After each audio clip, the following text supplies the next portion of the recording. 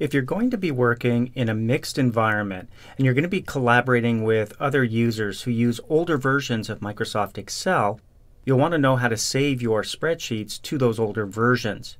We're going to work with this one here called Expense Report. Notice on the title bar it's an XLSX file. It's one of the new formats. Let's say we're working in an environment where people are still using Excel 2003. So the format we want to save this back to is the 97 to 2003 format, and here's how we do it. We go to Backstage View by clicking the File tab, select Save As. Now from here we're going to choose a location. I'm just simply going to select the desktop.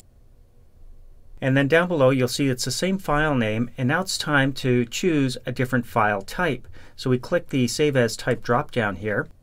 And we're going to choose Excel 97 to 2003. Notice the extension is XLS. This means when we save this, we're going to be able to share it with others who are using older versions of Excel.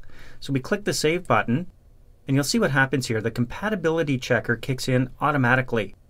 And you can see down below in the summary, we may have significant loss of functionality. Some of the formatting in the charts, for example, won't be supported in earlier versions of Excel, and they won't be displayed. And as we scroll down, you'll see a number of other occurrences or issues. The file originally contained features which were not recognized by this version of Excel, so they won't be saved.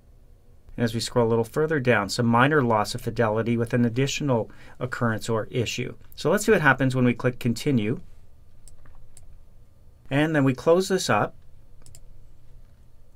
And now we'll flip over to Excel 2003 and see what happens when we go to open it. When we click the Open button, we'll just navigate to the location where we saved that file, called Expense Report. And with it selected, click the Open button.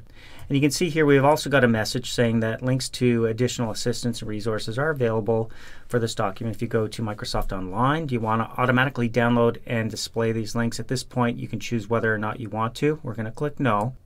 And you can see that our spreadsheet here looks very different than it did in Excel 2010. First of all, some of the coloring didn't come through. So what it tries to do here in 2003 is match up the color as close as possible. So we're seeing a different shade of green, for example, in some of these cells. And as we look at the chart itself, you can see it looks a lot different. It's still three-dimensional, but it doesn't look quite as nice as it did in the newer version of Excel. And as we scroll down, there's another chart.